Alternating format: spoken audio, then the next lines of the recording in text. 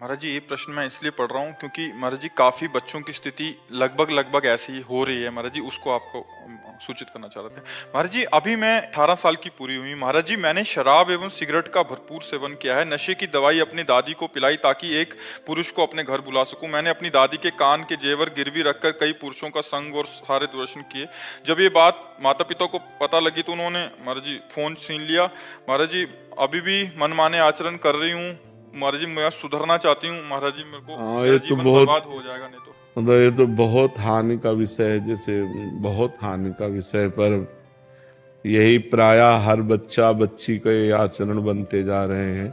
ये जो girlfriend boyfriend एक नशा चला, इसी से सब हमारे बच्चे कॉलेज में प्राय ऐसी स्थिति प्रायः बनती जा रही है महाराज जी। सब मतलब बहुत कठिन है, बहुतों का प्रश्न है और सबकी लगभग हम देख रहे हैं महाराज इसमें हम इसलिए असमर्थ हैं कि अगर आप सुधरना ना चाहो तो आपको कोई सुधार नहीं सकता। और आप सुधरना चाहो, मान लो अभी कहीं ना कहीं आप में पवित्रता बकाया है, तब आपकी हिम्मत आई, आप सभा में अपनी बात रख पाई हैं। अगर पूरी अपवित्र अंतःकरण की वृत्ति होती तो आप बोल ही नहीं सकती थी। जी पहले नाम जब होता था, आपका सत्संग भी सुनते थे, पर जब से ये बुरे आचरण होने लगे सब छूट गया। पहले तो नियम लो कि कभी शराब नहीं पियोगी, ठीक है।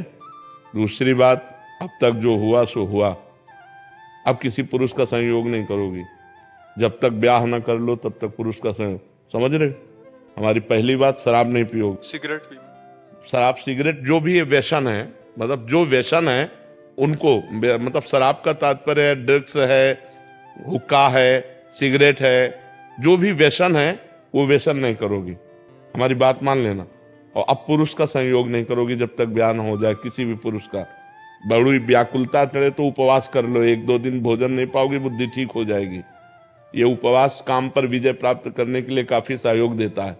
और नाम जप। और तीसरी बात, जो भी आपका जीवन बैक का रहा उसे मिट्टी डालो, अब आगे अच्छा जीवन व्यतीत करो। अभी नए बच्चे हो, सुधार कर लो अपना, ठीक है। महाराज, माता पिता पुरानी बातों को लेकर टॉन्ट करते हैं तो सह लो, उससे पाप नष्ट हो जाएंगे।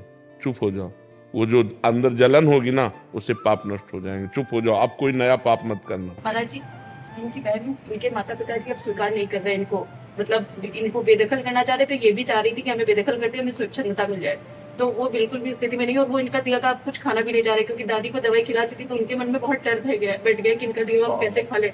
आचरण तो बहुत गलत हो गए हैं। पिताजी के लिए कुछ कह दीजिए, क्योंकि वो आपको सुनेंगे तो हो सकता है उनके मन में कुछ हो जाए, तो इनको स्वीकार कर ले, वरना वो स्वीकार नहीं। वैसे चाहिए, देखो वैसे हमारे जैसे भगवान का स्वभाव है कि घोर वैश्यागामी भी जब सुधरना चाहा, भगवान की शरण में आया तो भगवान ने संत बना दिया। अगर हर जीव को चांस मिलना चाहिए। अब जैसे वो बच्चा है, उसे गलती हो गई, माना बहुत गलती हो गई, बड़ी गलती हो गई, लेकिन वो सुधरना चाहता है, तो माता पिता को चाहिए कि प्यार दुलार से अब संभाल दें। और वो बच्चा जब हमारे सामने कह रहा है कि अब नशा नहीं करेंगे, अब गंदी बात नहीं करेंगे, तो निश्चित सुधार हो सकता है। सबको ही सुधरने का चांस है, सबको चांस है। हम कहते हैं बुढ़ापे तक चांस है, अगर आखिरी में सुधर जाए तो सुधार हो जाए। तो ऐसा नहीं है कि ये गलत है तो फिर उसको जीवन भर हम गलत कह के टॉर्चर करते रहे।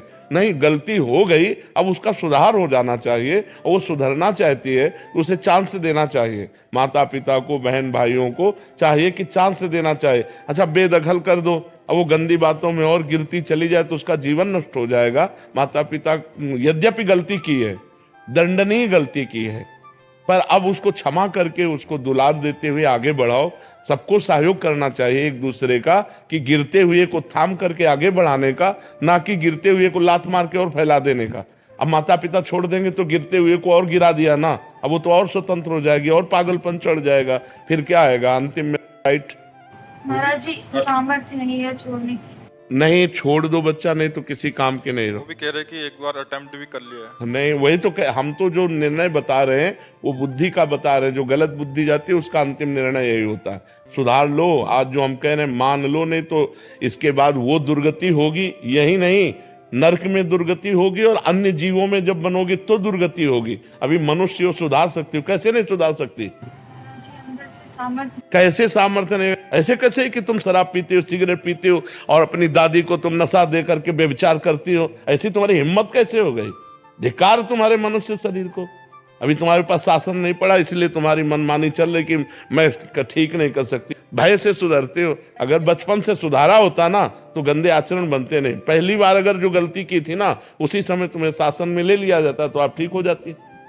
अब मनमानी आचरण, अरे बूढ़ी दादी, उनको अब पौष्टिक वस्तु पानी चाहिए कि उनको बेहोश करने वाली चीज पानी चाहिए? तुम्हें ब्रह्मचर्य से रहना चाहिए, पर पुरुष से। ब्लैकमेल करने लगती है, जानती है कि इनको मन में भय थोड़ा सा डाल दिया तो ये ब्लैकमेल कर देती है कि हमको अगर मारो तो तुम कर देंगे। नहीं, तुम भी सुधरो और उनको माता पिता को भी सुधारो, कह दो इसको सुधरने का चांस दें।